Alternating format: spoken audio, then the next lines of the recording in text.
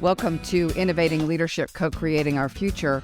I'm your host, Maureen Metcalf, founder and CEO of the Innovative Leadership Institute.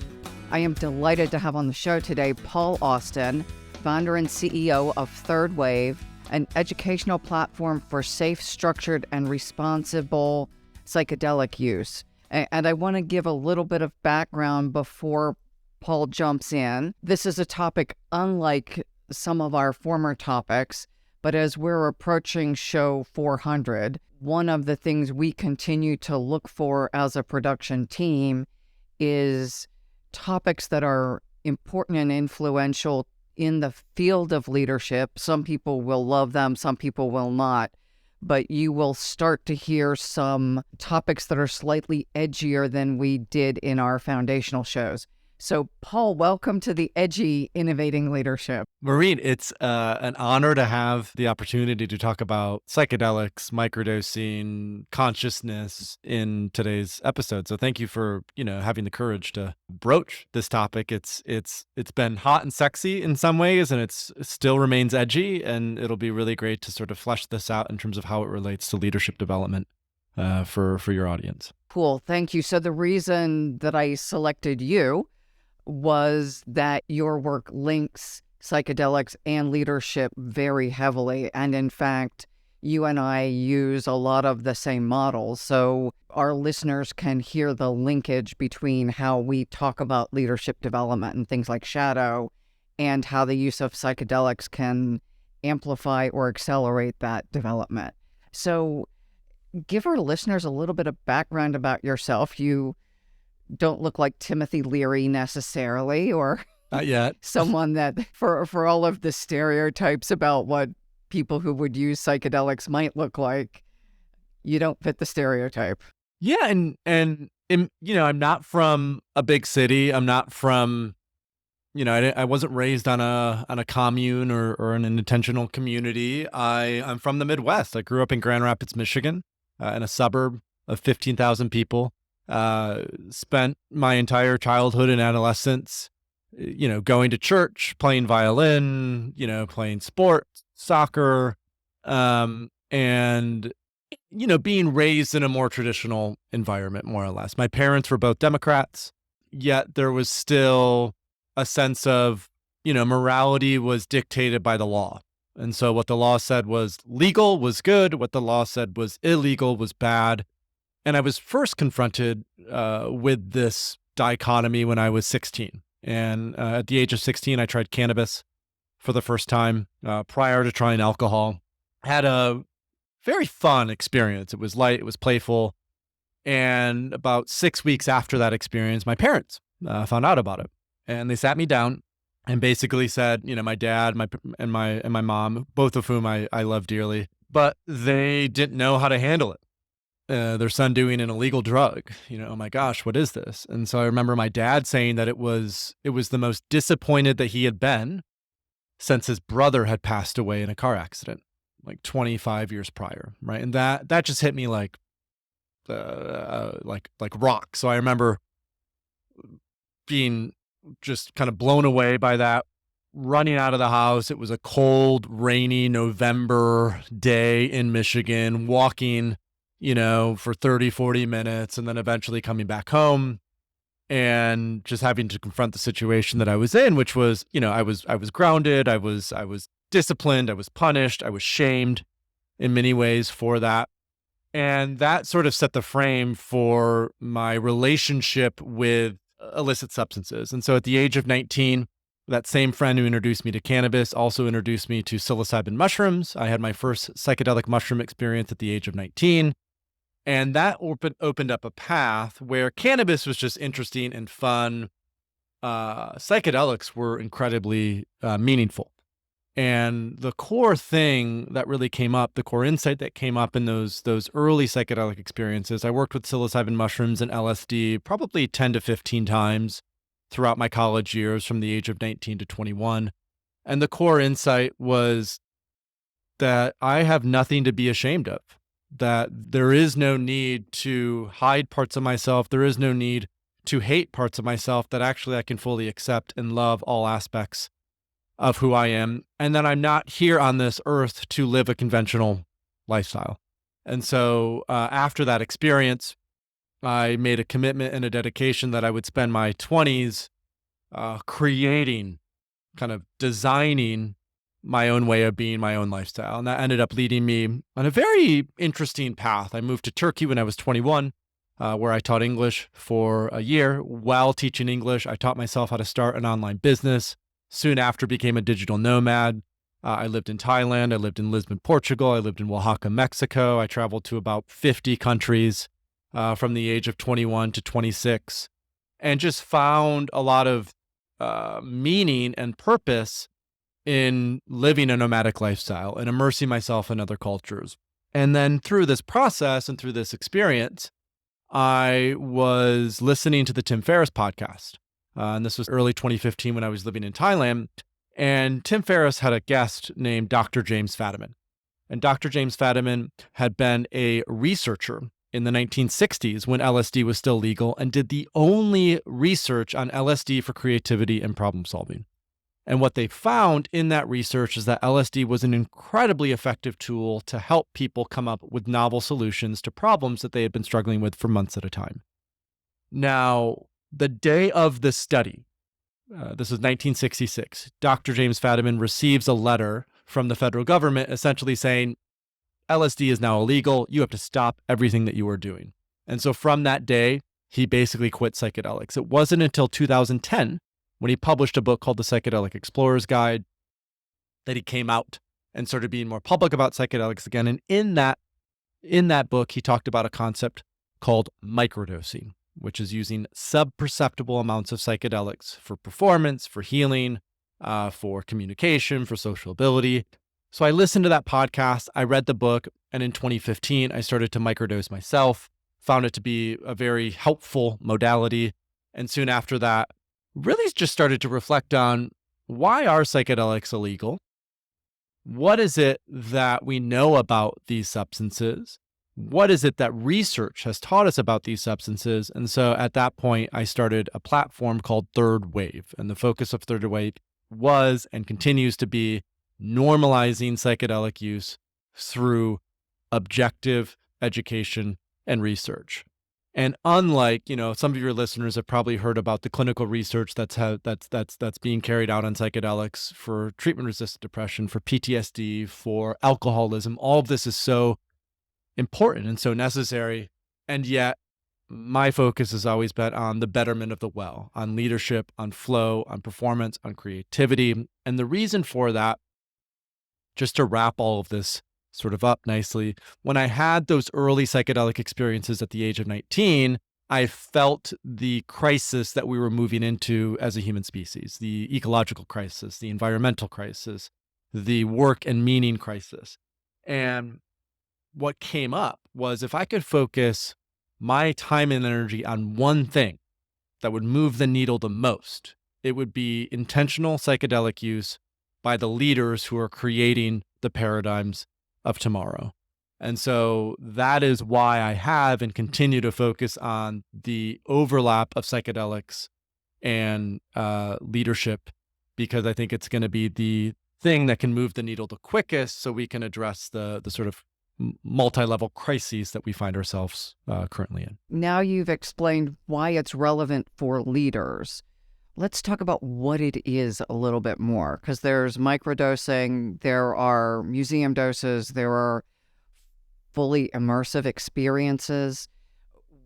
What are the distinctions, and how might a leader even decide if this is something relevant for them, given their concerns about legality? In some cases, they have top secret security clearances. This is a no starter for a lot of people.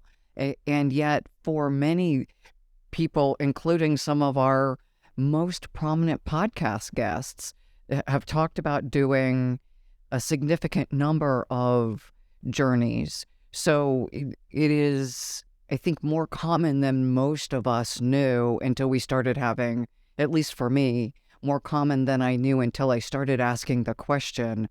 And I'm surprised how many people in my circle who are quite senior leaders and incredibly accomplished are doing this to augment their capacity. Especially since Michael Pollan published How to Change Your Mind in 2018. That was the inflection point for the intelligentsia, kind of people in leadership position. CEOs, startup founders even went, oh, there's this New York Times bestseller book. I mean, Pollan's a phenomenal writer, and he explained it very clearly about kind of where we're at and what's going on. So in terms of the overall frame of how to think about, is this useful for me? Could this be useful for me? Could this help? What are the different psychedelics? What are the different use cases? The way to think about it is as a skill is what I often talk about. So that psychedelic use is something that we can learn. It's something that requires mentorship. It's something that requires an experience. There are probably a number of people who are listening to this who have read an article or maybe even a book, but have yet to try the actual thing. And so when that's the case, the frame that I put on it is, one, this is more legal than you think. Meaning in Oregon, the state of Oregon, psilocybin is now legal. Colorado just legalized psilocybin as well. Jamaica, psilocybin is legal. The Netherlands, psilocybin is legal. So if there is someone who's listening to this who has been held back by these considerations of legality, the first perspective that I would offer is there are a lot of jurisdictions in which this is legal. In fact, one of the side projects that I started was a legal psilocybin retreat center called Synthesis, where we've done over 1,000. We've done retreats for over 1,000 people, many of whom are Americans, in the Netherlands, where it's legal. So I think first and foremost, it's getting familiarity with what is currently legal. The other thing that's currently legal is a substance called ketamine. Ketamine is a synthetic, it's a dissociative, and when used in an intentional container, it can be very impactful and profound. I would say not to the same degree as something like psilocybin or even ayahuasca, but it can be very impactful and profound. And so those, usually when people are new to this, I say, do a little research on psilocybin mushrooms, do a little research on ketamine, and our website, thethirdwave.co, has long-form guides on both of these. We also have a listing of providers. So if you're like, where do I go? What retreat center? What clinic? Who do I work with? We have all of that available on Third Wave. Start with those two. The other perspective to offer is that you don't need to necessarily start with a high dose. So there are a lot of people who are maybe intimidated by, quote unquote, losing their mind. Because part of the efficacy of psychedelics is this ego-dissolving nature of them, where we sort of lose our normal sense of self and we become part of something that's much greater. It can be a very beautiful experience. It can also be a very intimidating experience. And so what I often tell folks is start low and go slow. You can always start with a microdose, which is anywhere from 100 to 200 milligrams of psilocybin, kind of feel into that, and then just slightly increase. Maybe do 300, maybe do 500, maybe go up to a gram. You don't necessarily need to jump in the deep end right away. It's okay to first learn how to navigate the shallow end of your consciousness before you go super, super deep. So that I would say would be the general perspective and way to think about it. And then what I will double down on here is having support, having a guide, having a therapist, having someone who knows that landscape, who can support you in this process is paramount. Because there's a lot of uncertainty, there's a lot of unknowns, and the efficacy of these experiences, a lot of the efficacy depends on your capacity to feel safe. And so if someone is listening to this, they're quite new to psychedelics, there's a lot of sort of, is this legal? Is this not legal? Am I going to have a bad trip or a challenging experience? Reaching out, finding a guide, a therapist, someone who can support you, someone who can ensure that you are safe, someone who can ensure that you know the landscape. That I think is if there's one thing that you take away from this entire podcast episode, it's finding that person it's so key to having a really meaningful experience. And can I build on that because I know some of the people you've trained, that you've also created a very intentional process where participants meet with their guides in advance. They set an intention for the session. They prep for the session. Post-session, they have synthesis conversations. So if my intention is to deal with something that happened in my past or a divorce or uncertainty about a job, I go in with that as my intention, and I come out with action items that will help me move through and integrate whatever I learn. So it's not like going to the movies or going to the bar and having a couple cocktails and then going home and doing what I always did. It is really part of a development journey intended to help us actually make sustainable changes. So a phrase that I love when this comes up is non-specific amplifier. Psychedelics are non-specific amplifiers, meaning what is lurking there in the subconscious or the unconscious when doing a high dose of psychedelic will naturally come to the surface. It will amplify whether it's repressed emotion, a story that we don't necessarily want to fully come to terms with, maybe a traumatic experience that has happened in our past. And so the importance cannot be overstated of assessment, preparation, the experience, and integration. What we often tell people is the experience itself is really only like, let's say 20%.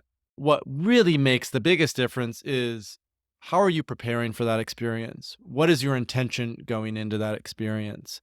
And then most importantly, how are you integrating after that experience? Because a lot of folks, we're so conditioned in our culture to expect instantaneous results, right? I'm going to take this thing. It'll be a sort of quick fix, magic pill, and my life will be significantly different from this point forward. Now, my assumption is that most of the people who are listening to this podcast probably don't have that lens because they are leaders, because they are innovating, because they're really stepping up in that way. And what often happens is people have these really meaningful and insightful experiences with psychedelics, and then they don't really change anything after, right? There's no actual substantive behavioral change after the fact. It would be similar to like doing a 360, just to make this sort of relevant for the audience, doing a 360 on your leadership style, going, oh, okay, yeah, I'm struggling with these things, and then not hiring a coach to actually coach you through the improvements that 360 is outlining. So you did the 360, you have the awareness, but you're not actually making the changes after the fact. And that's where integration comes in. It's a coach, a therapist, a guide, someone who is actually holding you accountable, who's helping you to clarify that insight that's coming through in the psychedelic experience, and then actually making substantive behavioral changes for the next week, month, 6 months, year, 3 years, however long that period might be.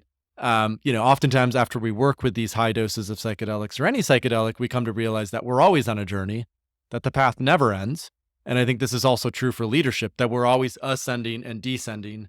We're never stagnant in our approach to life. As you talk about magic pills, I just can't help but throw in the idea of magic mushrooms. Aren't they just magic? Don't they just fix everything about me? Isn't that the appeal? Well, and they create awareness around particularly the shadow, right? When we think of mushrooms, we think of death. We think of the earth. We think of the underground. We think of even the mycelial network.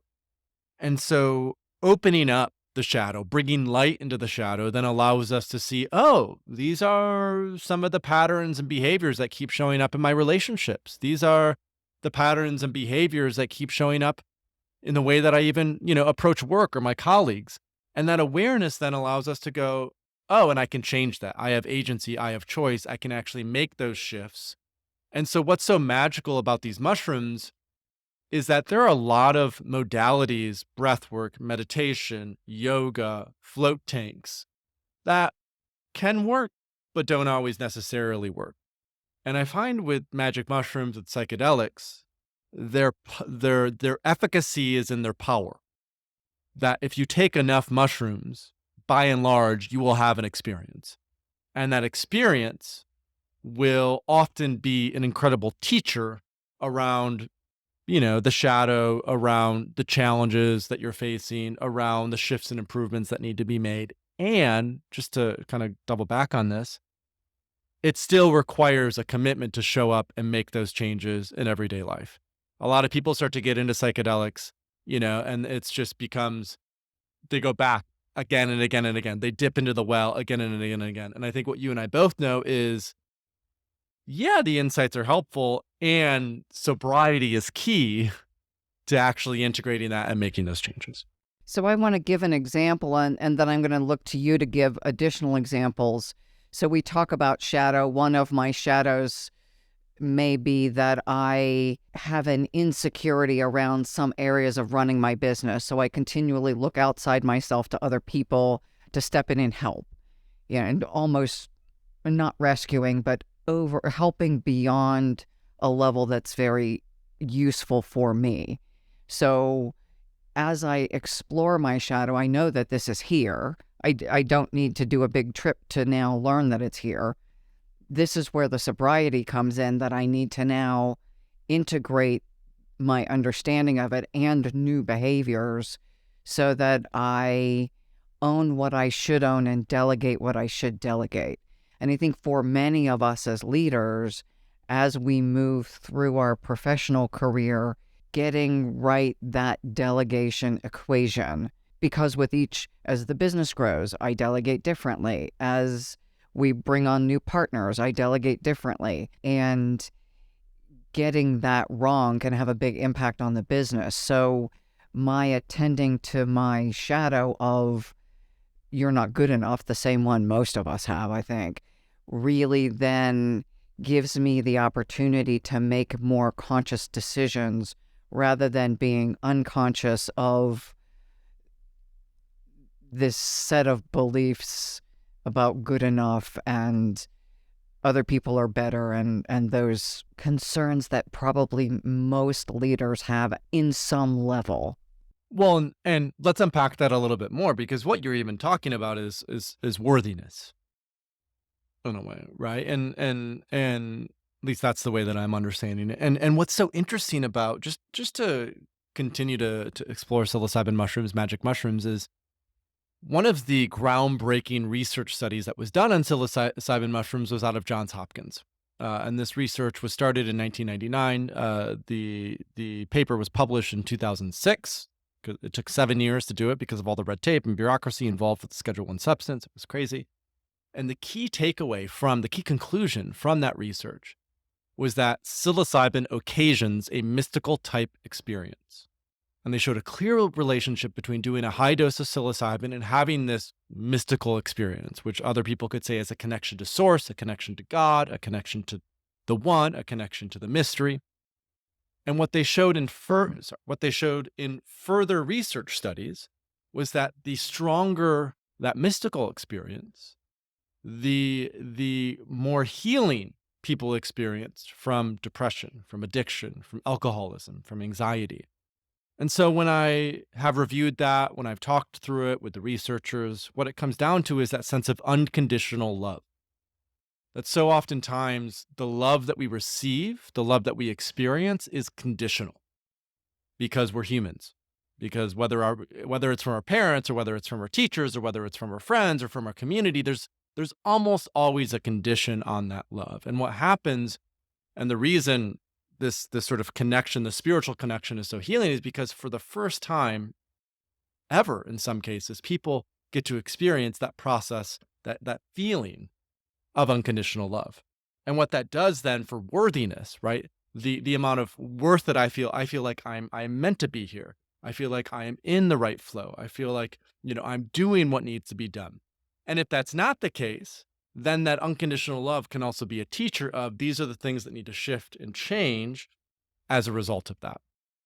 So when that shows up in a leadership context, right, what we all know is that the sort of bifurcation between personal and professional is somewhat of an illusion. So it's interesting in running the legal psilocybin retreat center that I ran, we would have a lot of people. It was framed as like a wellness retreat, a leadership retreat. So we'd have a lot of people who would come in saying, "Oh yeah, I want to get more clarity on, my vision for the next year. I want to figure out how do I treat my employees better, or I want to figure out these other sort of external things." And what they often found is that when they worked with a high dose of psilocybin, they realized that everything was internal, that actually making those shifts and those changes internally naturally, it had this sort of ripple effect that led to changes in the external, and that a lot of the internal stuff was about self-love, was about self-worthiness, was about acceptance of where we are, was about eliminating the rumination, the negative self-talk, the negative hatred.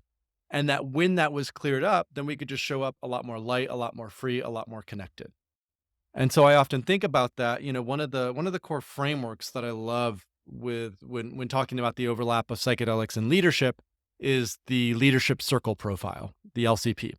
In fact, I just got done within the last few weeks doing a 360 with the LCP, and what they found with the LCP is that there were two key indicators of success in leadership. One was vision.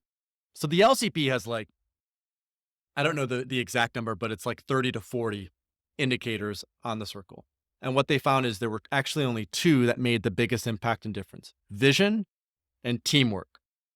So your capacity as a leader to articulate where the company, where the organization is going, and your ability as a leader to empathize, to communicate, to ensure that people feel held and taken care of.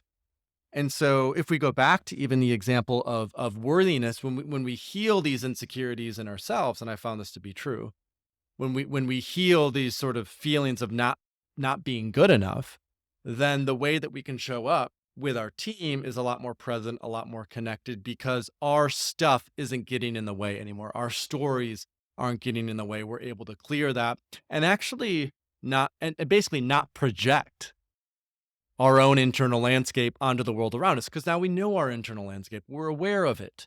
And so that capacity, Robert Bly, who's one of my favorite writers, would say this is about eating the shadow. So our capacity then to eat the shadow, to take back what we would normally project and blame, allows for an elevation of our capacity as a leader overall. So a lot there, I know, but at least it sort of starts to touch on some of these elements and overlap of how might psychedelics help us to facilitate leadership development within some common frameworks that people know about. We use the leadership circle extensively and love the framework. And, as you talk about vision, one of the things that strikes me is as I clean up my shadow, the things that cause me to think I'm not good enough, and the places I think I'm better than I am, both being elements of shadow, then I will also be more effective at setting a vision for the organization, because I'm no longer looking through a dirty window, the distortion mirror at the circus. I'm actually looking through something where I can assess the data when I'm doing a SWOT analysis or looking at foresight modeling and interpret it in the way it is intended to be interpreted with minimal personal bias. The other thing that I have also read some of the research, clearly not as much as you, but the residual impact of microdosing. And I think all of us know and love people who are dealing with issues of anxiety and or depression.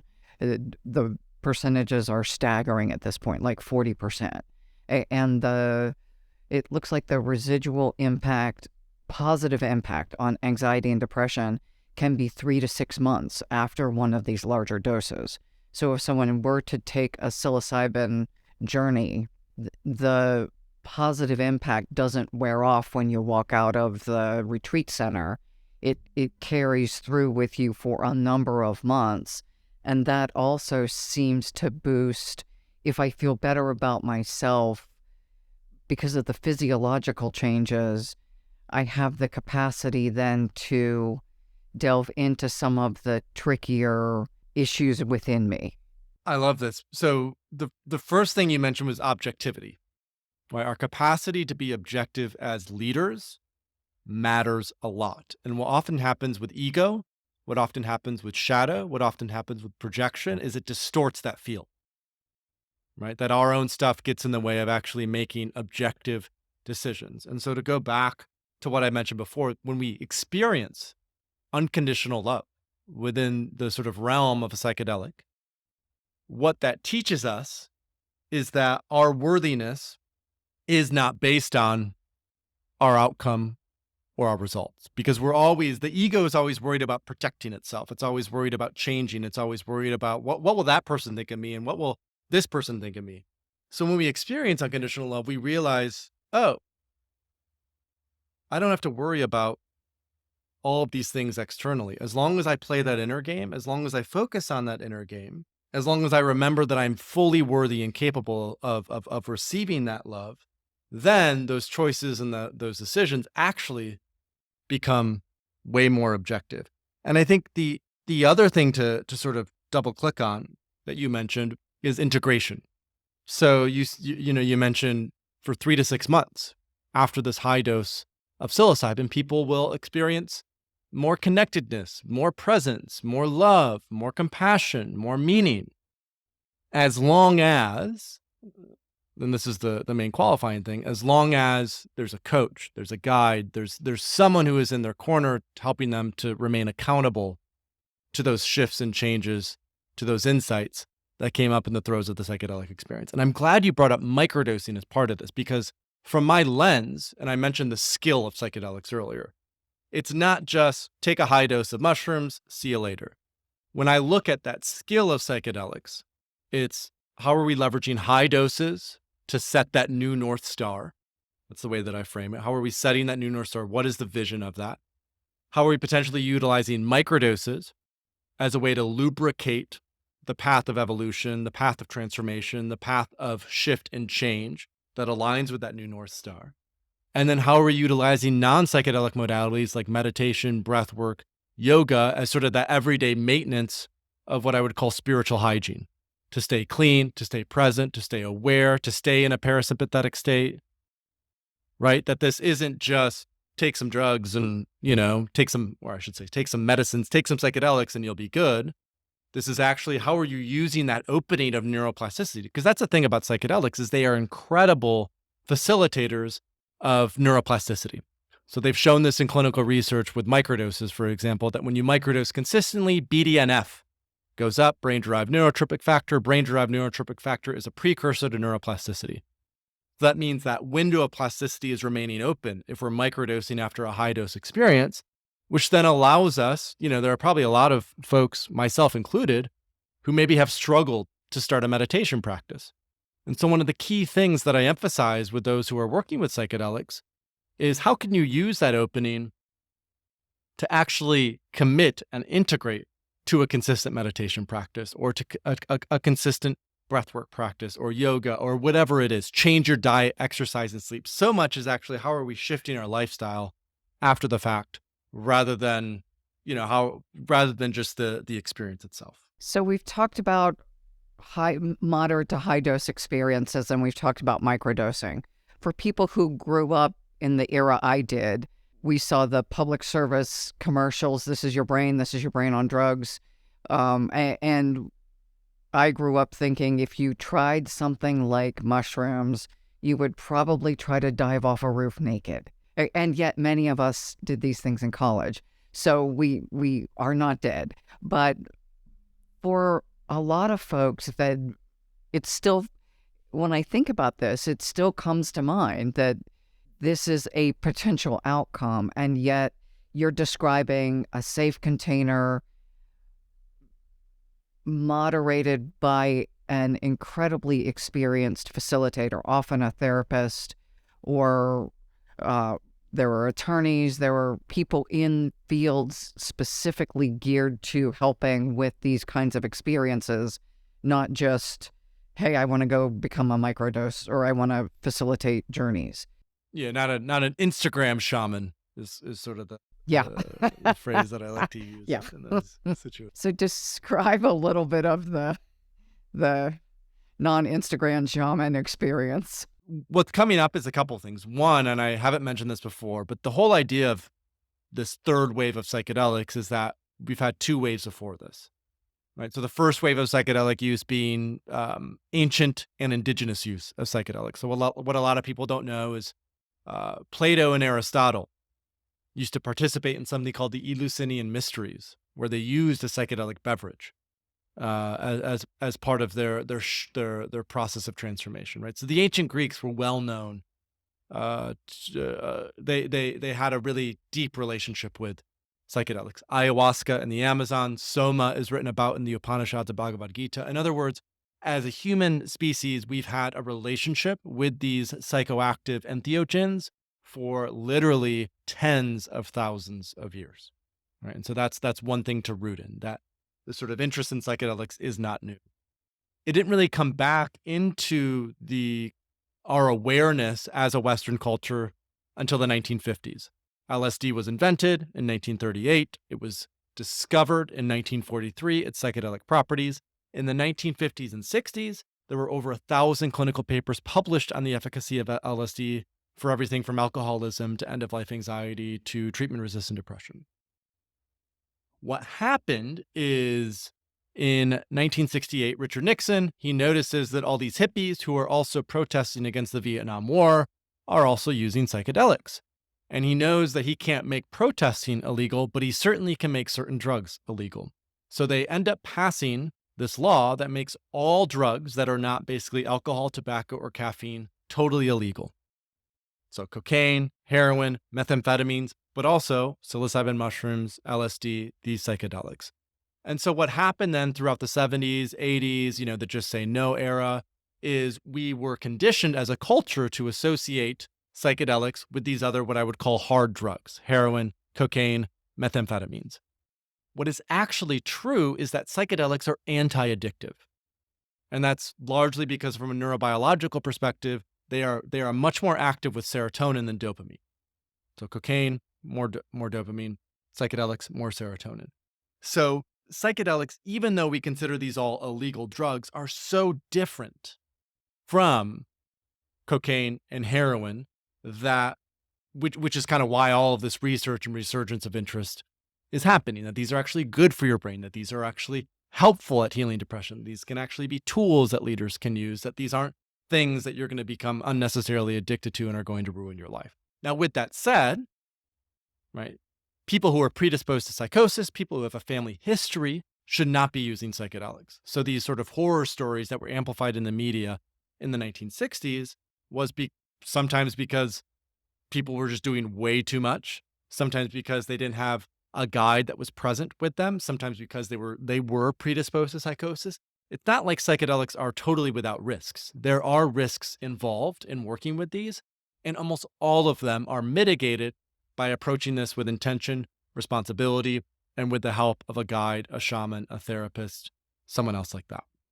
And so this is sort of all a build-up to the question of, okay, then I think your question was like, what is the importance of a facilitator, a guide?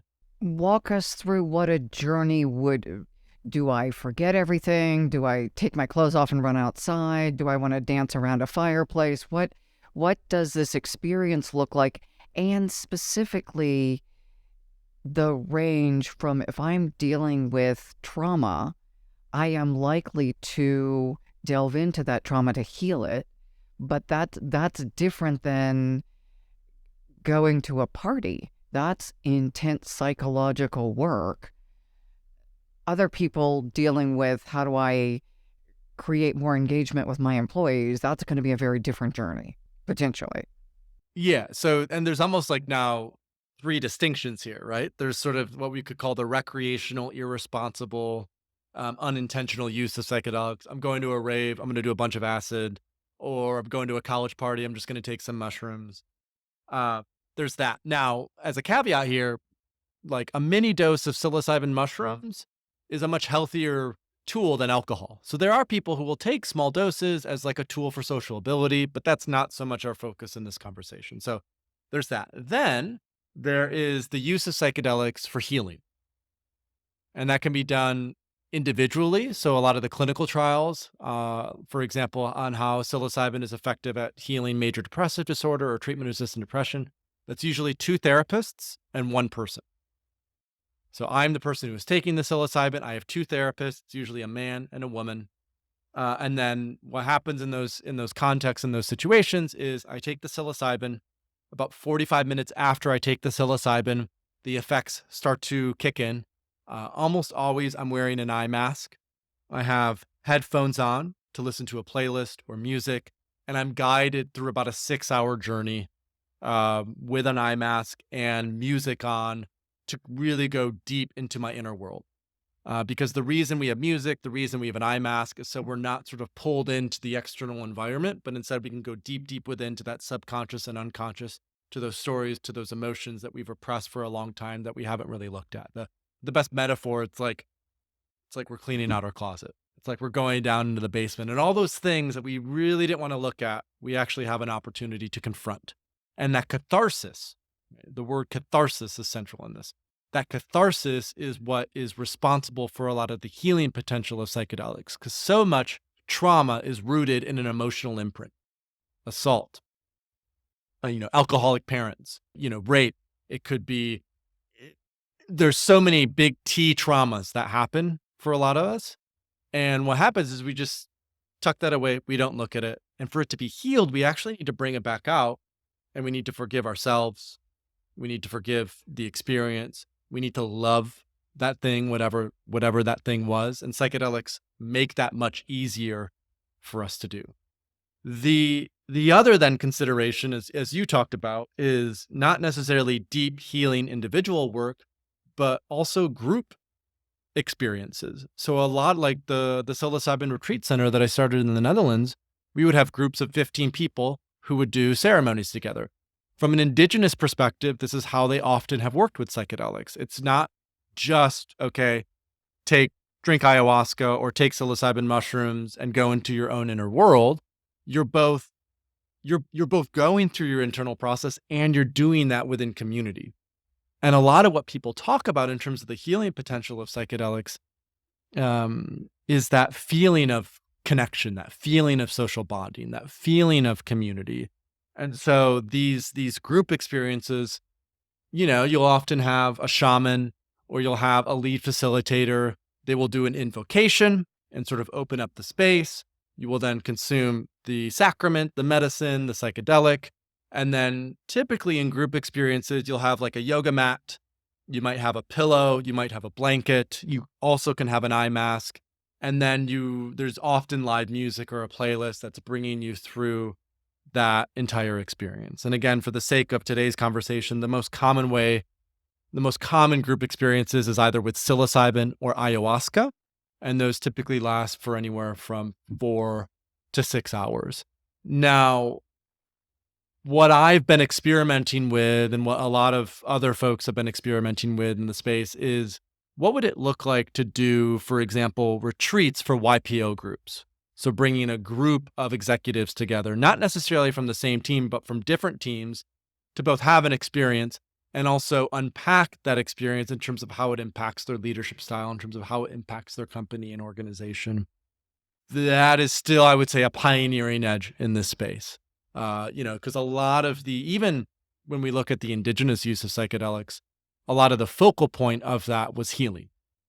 Because the role of a shaman in indigenous society is as a healer.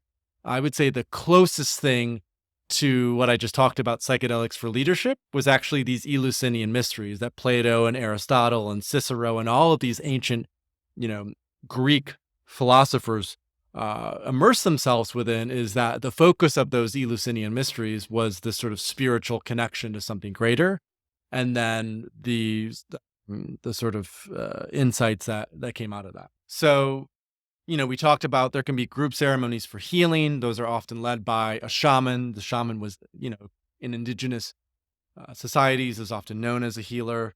And there's a lot of groups that are pioneering new methodologies. Could be for YPO groups and groups of executives, where we're really looking at how can we come together, work with psychedelics in an intentional container, and not necessarily have the focus be deep healing work, but instead have the focus be vision, have the focus be creativity, have the focus be innovation. Because again, to double click on a point that I made earlier, these are non-specific amplifiers. So if we go into an experience with the intention of exploring X, Y, and Z, what can often happen is that these can be incredible tools to help facilitate that process. So if I think about a YPO group, tying it back to your comment about leadership circle, and I think curation is a really great word to emphasize here, because when we do psychedelics in a group container, we are very sensitive to the other people who are in it, in that experience. And so for anyone who's listening to this, pay very close attention. If you're considering this and you want to go to a group experience, ask whoever's facilitating that, ask them who else is showing up, who else is attending. And if you can, be very intentional about who you're choosing to sit with in that circle, because the potential of an incredible breakthrough from that is substantial. We are the average of the 5 people that we spend the most time around. And when we work with a psychedelic in a group container, a lot of the normal, I would say, guards that we have up fall away. And so when we're that vulnerable and that open, it really is important that we're sitting with people who we feel aligned with in terms of our intention for that experience and that journey. In other words, if someone is interested in this from a leadership perspective, from a personal development and an awareness perspective, don't go sit in a ceremony where everyone there is really interested in healing, early childhood trauma, because those would be 2 very different intentions. And so I want to amplify a piece on that as well, that I also, if I want to be exploring and addressing some of my own inner challenges, I don't want to go with someone with whom I have a challenging relationship, whether it's a colleague that I'm struggling with, and that's the reason I'm doing the experience, or a spouse or a partner or someone like that. These are great people to be as companions if they can be supportive of the process. But if there is something that I'm going to withhold around them, it will suboptimize my journey. Right, because what is so key to the healing with psychedelics is full surrender, right? Full vulnerability, because that allows everything to come up that needs to be processed. And if we feel like we have to hide parts of ourselves because we have a issue or challenge or disagreement with someone else in that space, that will naturally impact the overall experience. It sounds like curating changes depending on the goal of the group. So if I go with a YPO group, you're going to curate a different experience, although we may still sit on our yoga mats and drink the psychedelics. The container around that could be very different than addressing a trauma experience, and the facilitators could also be different. Like, I would assume that if you're dealing with trauma, you're going to have a therapist in the room, or more than one. Or more than one. And what this often comes down to is not just the day of the experience, but it's the assessment. It's the questions that are asked in preparation. It's what's done in the integration process as well. And for that actual experience, it might mean, if someone's interested in this for creativity, for leadership, that it might not be a high dose, full mystical experience, that it could be a slightly lower dose level. So for example, I mentioned Dr. James Fadiman earlier in the podcast. He did this research in 1966 where he gave 27 professionals the equivalent of 100 micrograms of LSD, which is a moderate dose. And he found that that was the optimal dose to help them problem solve. And so if someone is coming into this, it may be optimal not to just do 5 grams or 7 grams of mushrooms, but to actually do a slightly lower amount, because you're not just going full blown into another universe or another world. There's a way in which you're still navigating this reality and this existence, which allows you to be a bit more in tune with sort of problem solving and innovation and kind of awareness about shifts and changes that can happen. Because again, the very high dose is optimal for a mystical experience. And that mystical experience is non-duality. It's oneness with God. It is the universe and everything included. And it's very difficult to process potential challenges and issues with, let's say, business or leadership in that frame of mind. It's just, when you're in that, you're just thinking about the universe and the greatness of life, and it becomes very mythical in that way. To get, again, a little more technical, it sounds like the substance I choose, whether it's ayahuasca or peyote or psilocybin or LSD or ketamine, will vary. The dosage will vary based on my objectives. The people I'm doing it will vary depending on my intention, and whether I do it with a group or individually. I assume, call you and we would facilitate an individual experience, or I could go to Colorado and join a group somewhere. Or the Netherlands or Jamaica, right? And so there are all these, and I'm glad you laid out all those factors, right? Because it's like, which type of psychedelic? How much of that psychedelic? Group or individual? legal jurisdiction or underground, coach and facilitator or shaman or therapist, right? And so just having that sort of landscape then allows someone to go, okay, then based on my intention, because let's be honest, a lot of people who are in leadership positions, they may still have healing work that needs to be done. They may still have shadow that needs to be processed. Just because you're a leader doesn't mean you have to make your intention leadership development when working with psychedelics. You can make your intention healing that thing that happened to you when you were 8, 9, or 10, or whatever it is, right? And so that intention, right? Why are you doing this? It always comes back to intention, will then dictate what set and setting you choose for the experience. So describe set and setting. So set and setting is a phrase that comes from Timothy Leary. Timothy Leary was he was a sort of cavalier maverick in the 1960s, Harvard professor who was fired and ended up really setting off the counterculture. And he got this from the indigenous people who worked with psilocybin mushrooms in particular. Set is short for mindset. What is your mindset going into that experience? How have you prepared yourself to go into it? And then setting is what is the actual physical, environmental sort of setting of taking that? Are you in a maloka, which is like a temple for ayahuasca? Are you in your living room? Are you in the woods? Are you at a party? Are you at a rave? Right? That setting is also it dictates a lot of the experience, because again, when we take these psychedelics, we are very susceptible and very vulnerable and very suggestible to everything around us. And so really being intentional about that setting matters. And so some facilitators who have gone through our training program, they only do experiences in the woods because they believe that setting allows for nature connectedness. And they believe that nature connectedness is actually an incredibly healing thing. Other people who go through our training program, they may be clinical therapists. They only do it on a couch with an eye mask with music because they feel like more variables are controlled and the person can actually go deeper into the subconscious and unconscious and heal whatever needs to be healed in that way. And so these are really good questions to ask coaches or facilitators or guides or therapists if you're considering working with someone. How do you set up your experience? Where do you host it? Or what environment is it in? What type of preparation do you do? What type of integration do you do? Being intentional about the questions that you're asking someone who you're about to go into the space with is really important. The other one I would ask is, are you certified?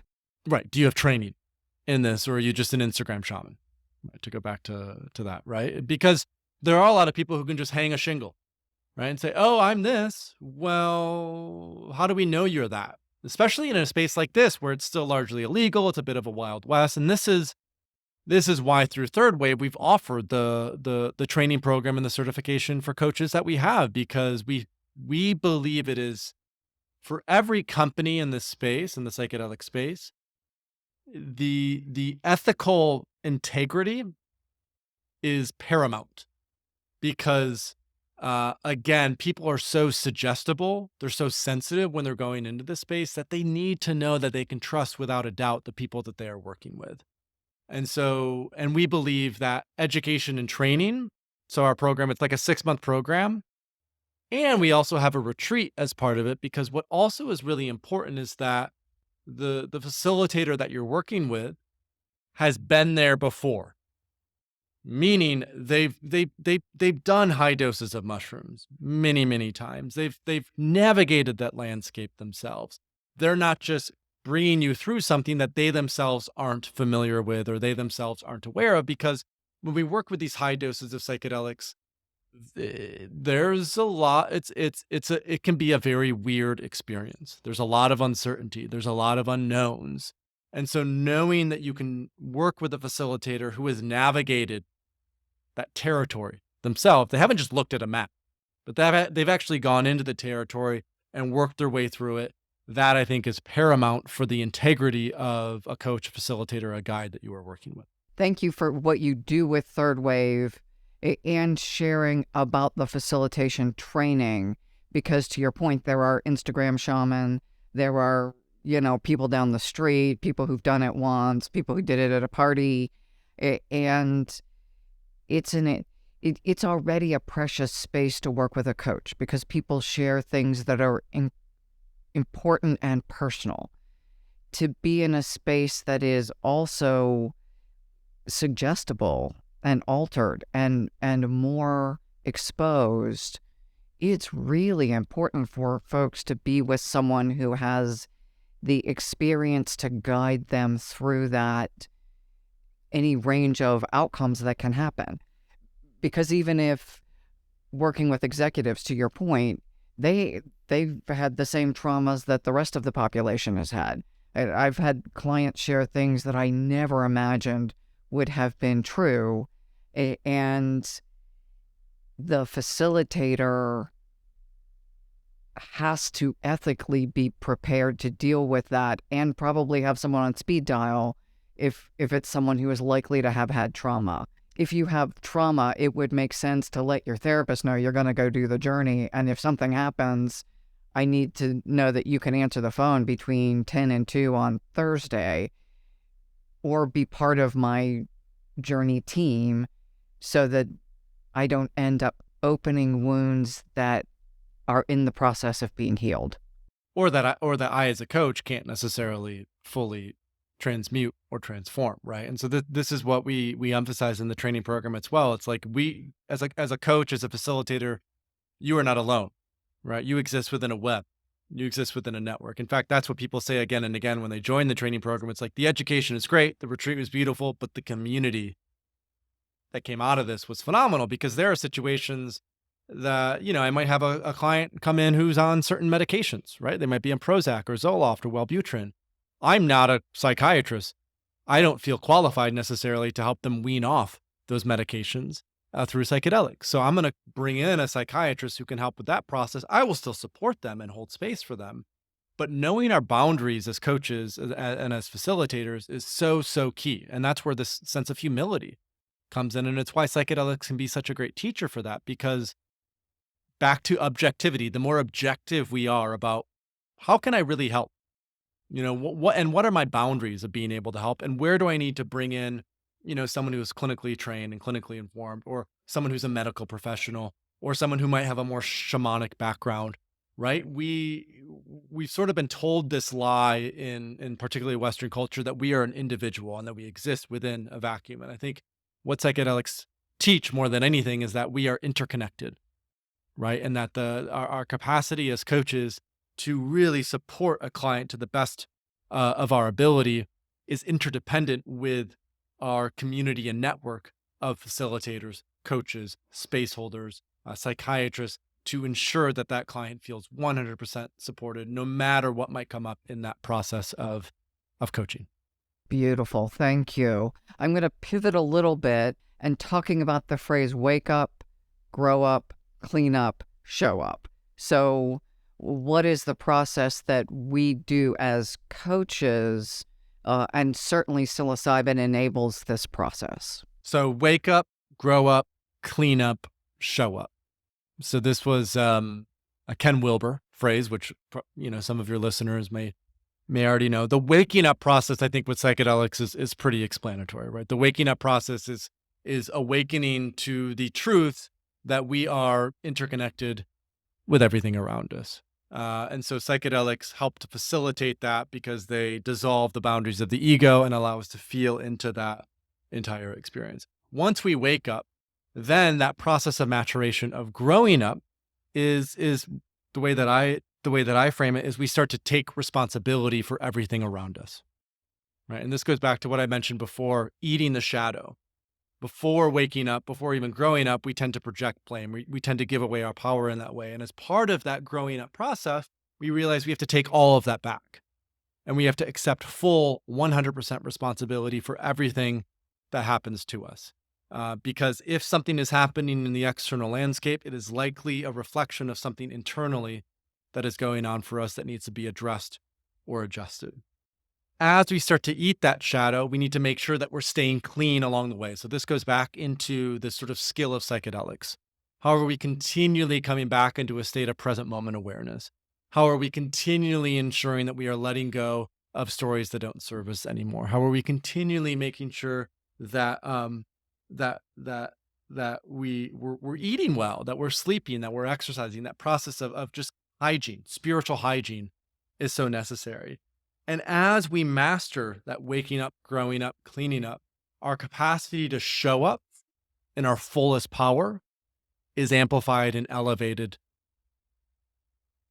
way more than we had previously, because we're taking back those projections, we're staying present and clean. And so then with some of these, I mentioned this at the beginning of the episode, some of these challenges that we're facing, right? Some of these crises that we're facing, that capacity to not back down, to not be intimidated by where we're at, but actually be excited to show up, to actually create new systems and new paradigms. Psychedelics, through that waking up process, allow us to see that vision and that insight, but that commitment every day to keep showing up for ourselves, but more importantly, to show up for our family, to show up for our communities, to show up for our earth. I think that is one of the greatest teachings that psychedelics allow for, is the remembrance that we are not here to serve our own ego, that we are here to serve our team, that we are here to serve our communities, and that we are here to serve sort of the greater trajectory of life on earth. And working with psychedelics in an intentional way is it's an incredible tool to make that process way less intimidating and way easier. So that's a beautiful place to end, kind of where we started, that leaders are facing massive challenges right now, that the expectation on them is that they are going to lead us through the most complex time we've faced in human history. And most leaders, the folks I work with, are certainly well-intended, but not always. I don't know anyone that's fully equipped to deal with the volume of challenges we're facing right now. So the use of psilocybin is a beautiful tool for people that resonate with it to help wake up, become more conscious, clean up, eat the shadow, navigate the trauma, metabolize it, stay clean, and then do the really important work individually and collectively. How do we come together as leaders to cohere, to solve the problems we're facing? Because to your point, many of the problems we're facing can't be fixed by an individual or a company or a sector, and in some cases, not even a country. So we have to find ways to collaborate, and I like the word cohere. How do we come together beyond our egos to really dig into the intractable challenges that are ours to resolve? Because if we don't, the next generation inherits a condition much worse than what we inherited. And I think that awareness is critical. And what I wrote in here is, no individual is fully equipped. And this is why we live in community. This is why we rely even on others. This is why social bonding is so important. And as we go into this world of greater complexity, greater uncertainty, and this is something we talked a lot about today, but psychedelics are also phenomenal tools to teach us how to be adaptable, to teach us how not to get stagnant, how not to get attached, but how to always come back, to be that observer, to shift and move as we need to shift and move, because we're living in a whole new world at this point in time, and nothing will be the same as it was, 10 years ago, 20 years ago, 30 years ago, 5 years from now, 10 years from now. So I would love to challenge our listeners to send us questions for Paul and let us curate our next conversation with your questions in mind. I shared the questions I thought people had, but I'm sure that an hour is insufficient to cover what is Paul's life work and an intense topic that folks should go into this experience, if they choose to do it, with a clear understanding of what they're stepping into, the limitations, and how to create things like set and setting so that they are able to garner the value that is available through this plant medicine rather than having an experience that is traumatizing. And I would also say questions, yes, because I would love to do an encore and come back and go into more detail, and go to Third Wave, the thirdwave.co, check out our guides. As I mentioned before, finding a facilitator, a retreat. We have a directory of vetted providers there as well. And then if there are any coaches, executive coaches, particularly who are listening to this and they're interested in exploring more details about our training program, there's also more context in our training program at thethirdwave.co. And we have a podcast as well. So if you, we have a ton of free education and content for people to get more immersed in this if they so choose. How would people best connect with you? I heard go to the website. If they have additional questions, where would they direct them? Is it LinkedIn? Is it your email? I'm on LinkedIn. My email is paul@thethirdwave.co. Send me additional questions there. I'm on Instagram and Twitter at paulaustin3w.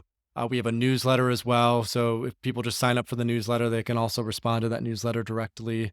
But I'm on all of those platforms regularly, and I would encourage folks to reach out with additional questions after listening to this. Beautiful. Thank you. And to our listeners, I said ask us questions.